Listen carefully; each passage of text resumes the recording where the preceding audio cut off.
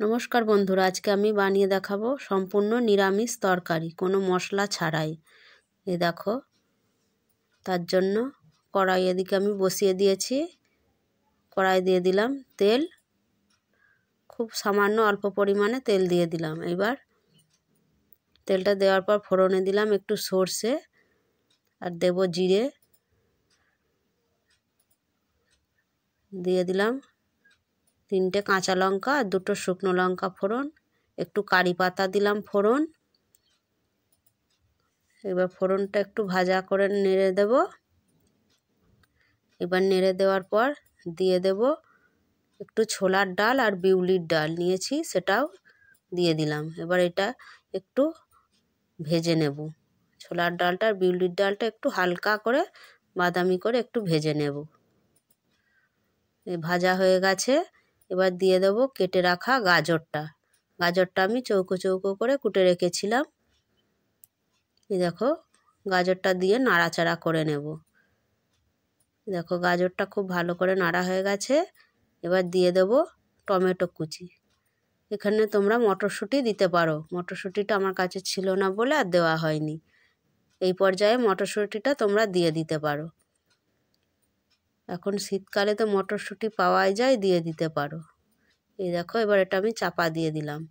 এবার এদিকে আমি একটা বাটিতে 1 চামচ আর অল্প একটু বেসন জল দিয়ে ভালো করে এটা গুলে নেব। বেসনটা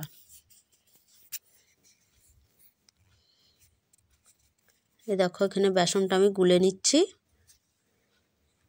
একটু জল দিয়ে গুলে নেব।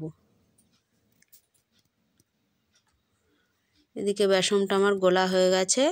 এবার এদিকে মশলা আমি কিছু দিয়ে দিচ্ছি। একটু হলুদ গুঁড়ো দিলাম, মশলা অন্য কিছু দেবো না। একটু হলুদ গুঁড়ো আর একটু কাশ্মীরি লঙ্কার গুঁড়ো দিলাম। স্বাদ অনুযায়ী নুন দিয়ে দিলাম। সম্পূর্ণ মশলা ছাড়া আজকে তরকারিটা করছি। খুব সুন্দর টেস্ট হয়েছিল। তোমরা এটা একবার হলেও বানিয়ে দেখবে, খেতে খুব সুন্দর হয় তরকারিটা।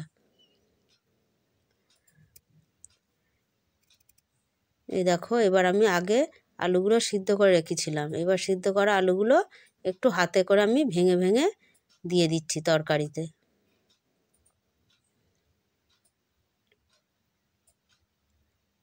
এই দেখো, খুব ভালো করে একটু গাজর টমেটোর সাথে মিশিয়ে নিলাম আলুগুলো।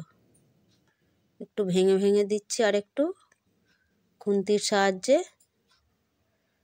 এই দেখো, খুব ভালো করে নাড়াচাড়া করে নিয়েছি। এবার আমি যে বেসনটা গুলে রেখেছিলাম, বেসনটা আমি দিয়ে দিলাম। এবার বেসনটা দিয়ে ভালো করে নাড়াচাড়া করে নেব। আলুর সাথে ভালো করে মিক্স করে নেব একটু। এই দেখো, বেসনটা দেওয়ার পর তরকারিটা খুব সুন্দর একটা আঠালো ভাব চলে এসেছে। বেসনটা দিলে তরকারির স্বাদটা আরও ভালো হয় খেতে। এই দেখো, এবার এই বাটিটার মাপ করে আমি 2 বাটি জল আমি দিয়ে দেব।